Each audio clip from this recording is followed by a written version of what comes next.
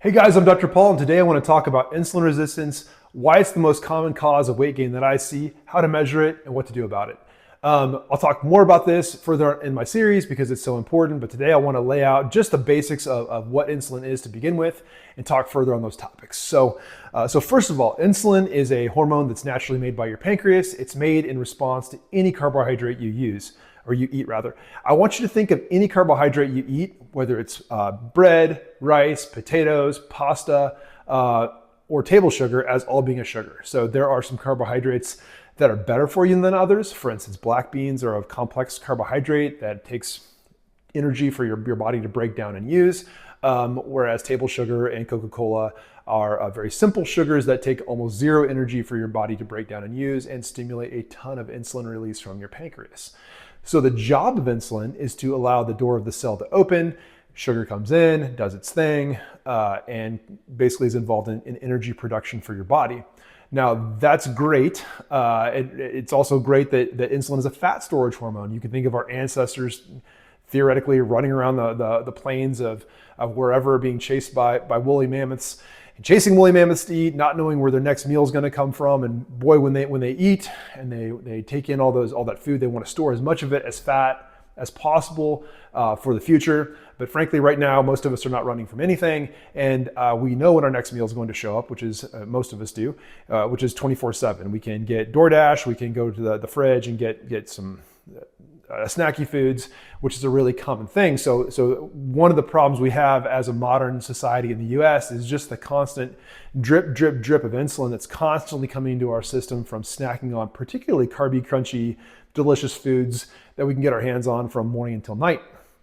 That's an issue because we're constantly having a drip of that insulin into our system, constantly having the directions of our system to store fat, store fat, store fat, which is the kind of like primordial ancient job of insulin. And it's had its place, it has its place. It's just that in a society with food as plentiful as the US and modern day America, it's the cause of a lot of fat storage.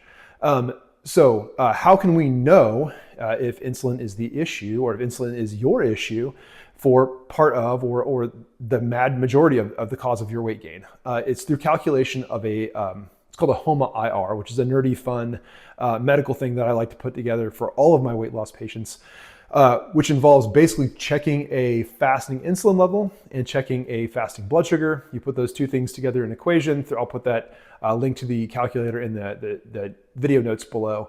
And it gives you a number which is either less than 2 or more than 2. And the higher the number is, the more insulin resistant a person is. So if you're 2.2, 2.5, you're kind of insulin resistant. And that means that your body is using insulin to tell your body to store fat constantly. If your number is 5, you're really storing a lot of fat as you are more insulin resistant. A lot of people will want to see if they are diabetic or pre-diabetic, and will use that hemoglobin A1C, which is a pretty simple test that tells you just how high your blood sugars are on a regular basis. And yes, that is a reflection of how much insulin your body is using. However, I have a number of patients with a normal hemoglobin A1C, and their HOMA-IR, that number, that insulin resistance number that I talked about earlier, is just really high. It's like 3 or 2.7, or it's just high. And that is the cause of a lot of their weight gain. So that needs to be taken into account with anyone who's really wanting to intentionally lose weight. It's like how insulin resistant am I? Is this the cause of my weight gain? Because I've had folks who had just terribly functioning thyroids, and their insulin resistance number was fine. It was not very bad. So it's definitely worth considering.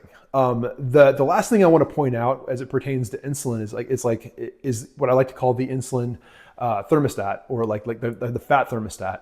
It's kind of like you've got a thermostat in your house, right? And you set it to a certain temperature. Maybe you like it to be 70 degrees in the winter or whatever. And no matter how many doors you open and close, your HVAC system in your house is constantly trying to push that heat up or down up anyway in the wintertime to achieve that set point of temperature you've set. So over time, with the amount of carbohydrates we eat, we increase our insulin levels, and insulin acts as kind of a fat thermostat, telling us, hey, your body weight ought to be whatever it is. I mean, you probably noticed that it's hard to get your body weight down below a certain point, or you tend to get stuck at a certain point And that's usually from insulin. So like, I like to think of The Biggest Loser. So for those of you who remember The Biggest Loser, it was like this hit TV show a number of years ago where these people with lots of weight to lose would come on, and they would just like brutally put these people through diets and exercise. And like they'd say, at the end of the show, it was like, this person lost all this weight. And like, you notice that they really didn't do reruns of those shows. They didn't really have like, cast reunions, because once these people kind of came off of their really super stringent diets, like they never really actually fixed their fat thermostat, because they had this like boot camp that was just like a few weeks long, right? It was a really short thing. So the way to fix your fat thermostat, or your insulin thermostat, however you want to call that, is going to be to constantly bring down those blood sugars over time, to constantly bring down the amount of carbohydrates you're eating over time, to bring down your insulin levels over time, and essentially to get your body used to living at a lower level of insulin secretion from your pancreas. So a few pointers on how to do that. And we're going to talk more about that later in this course with like some specific instructions around, around diet, exercise, that sort of thing.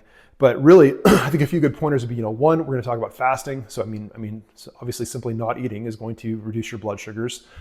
There's some ways that your body actually very intelligently makes sugars when you're fasting, using your liver and kind of creating sugars. But really just like the cutting out intake of calories and carbohydrates for periods of time will lower your blood sugars in a meaningful way and will lower your insulin levels. So over time, that's a good strategy. We'll talk about like some strategies for reduced, windows of eating. We'll talk about, 24-hour fasts, longer fasts, what that does for you. But just fasting is a really good technique for lowering of insulin levels over time.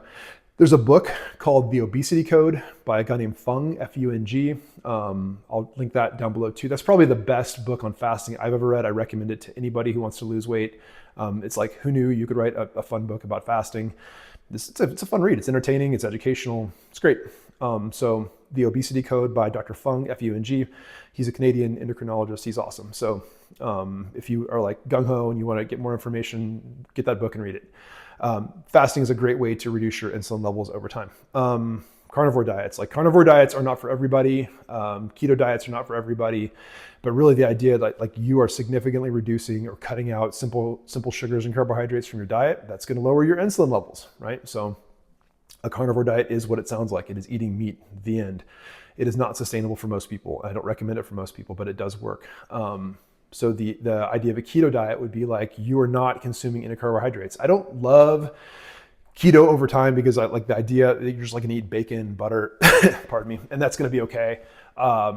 Just doesn't resonate with me very well, but I do think that like doing a very low carbohydrate diet, which we'll talk about in further videos, where you're doing just complex carbohydrates, think like beans is a great complex carbohydrate, and you're doing mostly lean meats and non-starchy veggies is a great way to reduce your insulin levels. And in the last, kind of in the end of this series, we'll talk about weight loss medications, which I look at as like not your first line therapy, right? Like the best medicine in the world is sleep, exercise, and diet. Like those three things are foundational. If you're not doing those three things, you shouldn't think about medicines yet.